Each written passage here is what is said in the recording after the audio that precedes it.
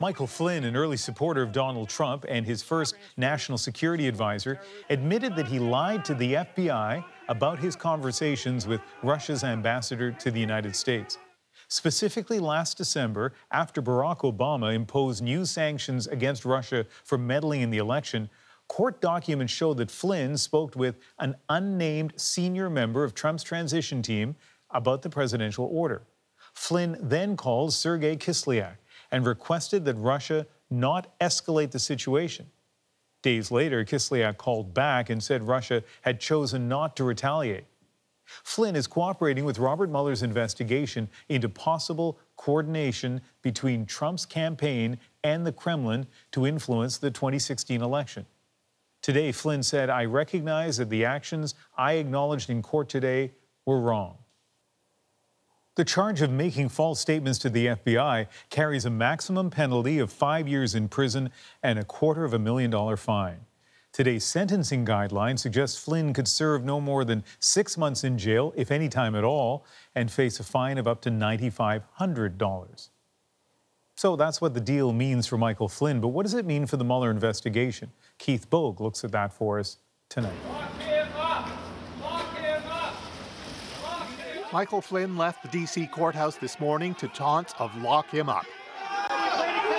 That was, of course, similar to the chant that Flynn himself had led about Hillary Clinton during the election campaign. Lock her up. That's right. Yeah, that's right. Lock her up. Whether it's Flynn who gets locked up in prison will likely depend on how valuable his future cooperation with the Robert Mueller investigation turns out to be. And that was the really big news today. Attached to Flynn's guilty plea were the conditions of his plea bargain. He's flipped, become a witness for the prosecution, and agreed to cooperate in every possible way. What it means is that, as important a player in the Trump campaign and White House as he was, national security advisor after all, Mueller is willing to go easy on Flynn because he's after even bigger fish. The only bigger fish are the president and his family. The president's lawyer issued a statement this morning that read in part, "Nothing about the guilty plea or the charges implicates anyone other than Mr. Flynn." But a few hours later, there were multiple reports that it was the president's son-in-law, Jared Kushner, who had directed Flynn to make contact with the Russians last year.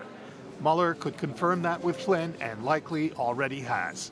On Capitol Hill, high-ranking Republican senators are quoted as having been asked by the president this summer to shut down their investigations into his campaign's links to Russia. Add to that former FBI Director James Comey's testimony under oath that Trump had asked him to drop the investigation into Flynn, and the fact that Comey didn't, and then Trump fired him.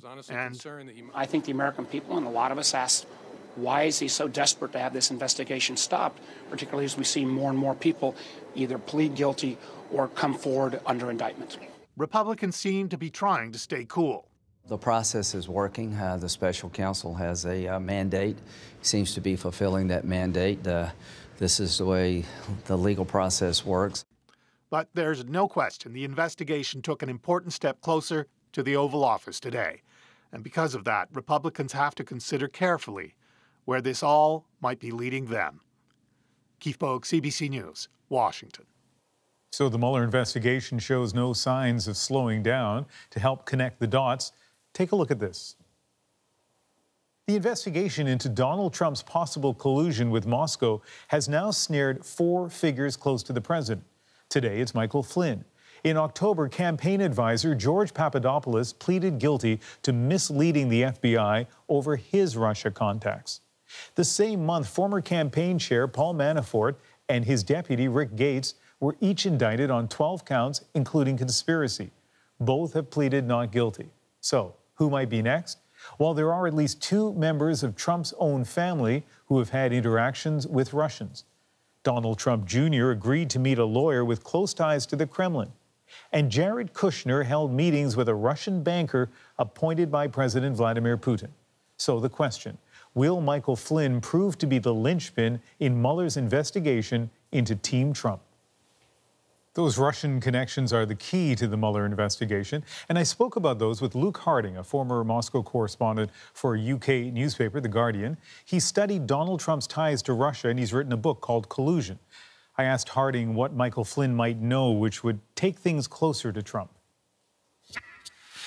I think if Flynn were to testify that he was effectively instructed by Donald Trump to get along with the Russians, to woo them, to please them, if you like, then the whole story of collusion, which has been kind of vehemently denied by Trump, looks to me more and more solid.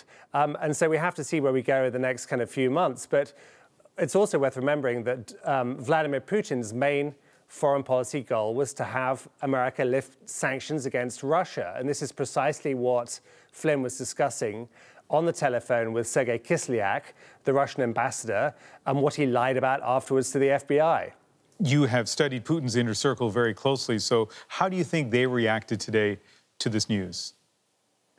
Well, I think the reaction from Putin will be mixed. On the one hand, Donald Trump has been a kind of president of chaos.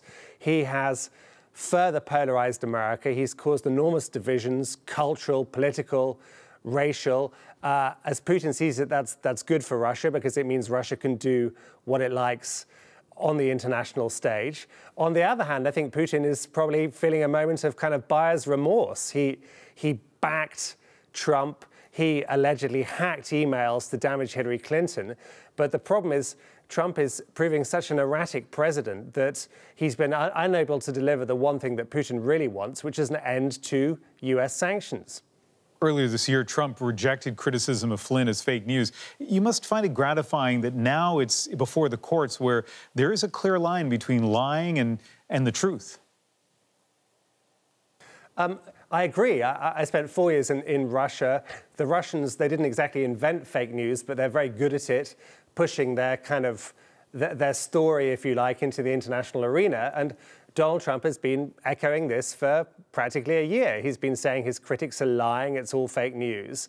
And here we have these rather sober pieces of A4 paper, these indictments from Robert Mueller, laying out in a kind of linear way what it is that actually really happened. And it's, you might call it the revenge of empiricism, if you like. These are the facts which are coming back and biting Donald Trump.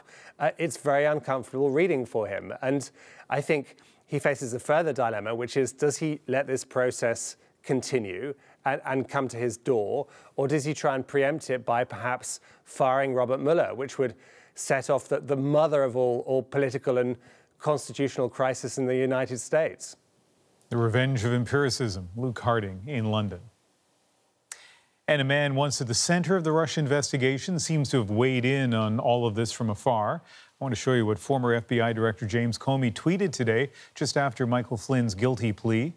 But justice rolled down like waters and righteousness like an ever-flowing stream.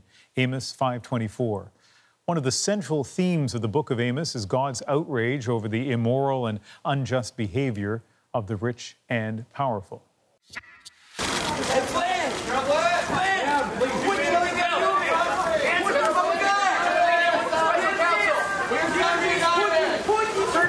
Let's get back to our top story now. The guilty plea today by Donald Trump's former national security advisor, Michael Flynn. He admitted to lying to the FBI about his contacts with Russia's then ambassador to the United States.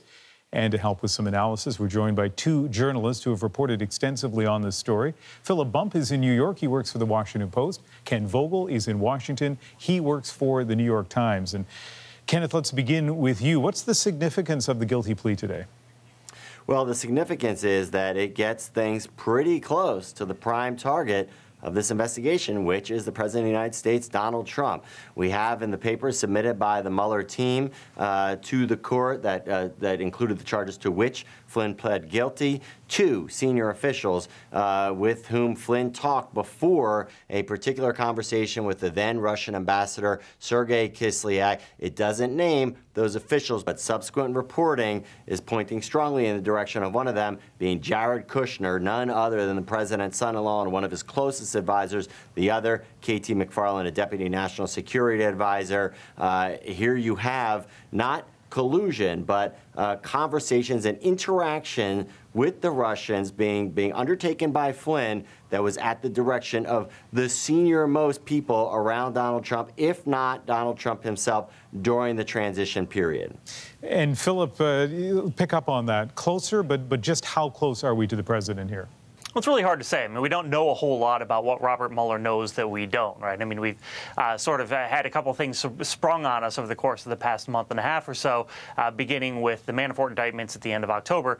But it's important to note that we now know there are at least two people who are probably working with Robert Mueller, who are people who had some sort of association with Donald Trump or his campaign, who now are actively working to provide testimony to Mueller, or who are willing to actually speak as to what was happening more broadly. Those are, of course, Flynn, who we believe very strongly to be someone who has made a deal with Robert Mueller, and he wouldn't, Robert Mueller's not going to make a deal if all Flynn is going to give him is some, random lower-level staffer. There's some significance to that, but then there's also George Papadopoulos, who we believe to be cooperating with Mueller as well, who was sort of presented to the world about a month ago. So that's significant, that Mueller has two more cards that he can play in this game still.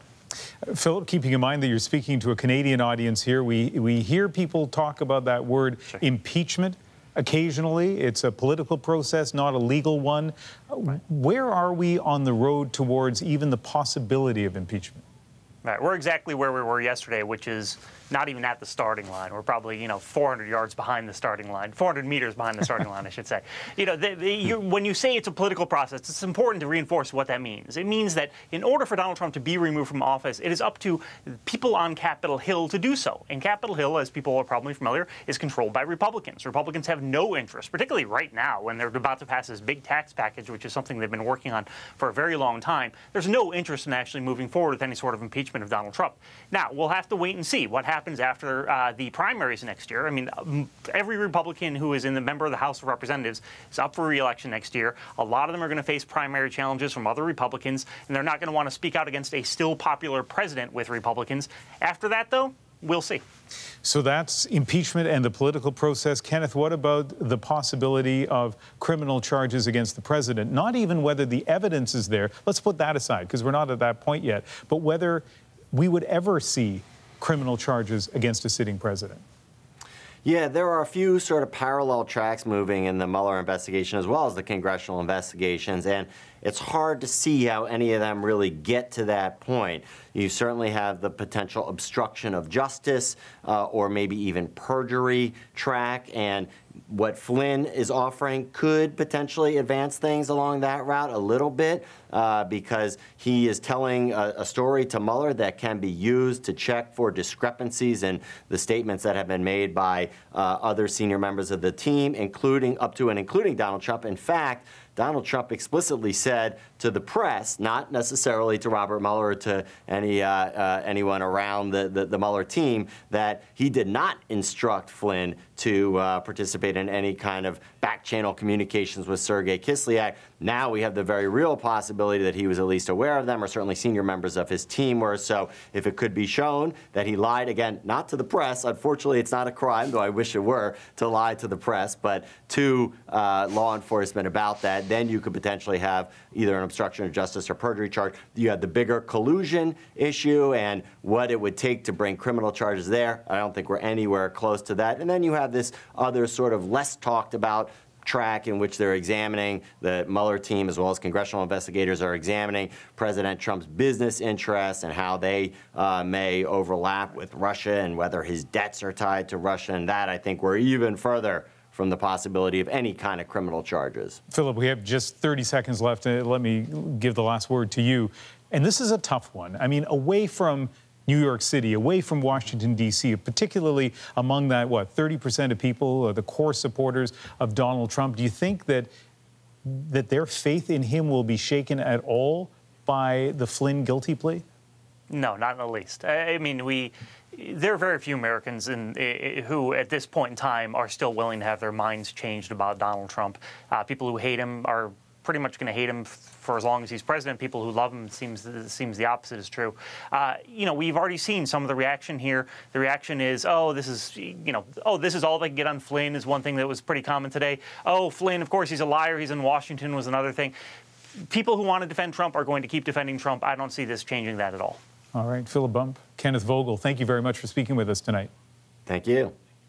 Of course.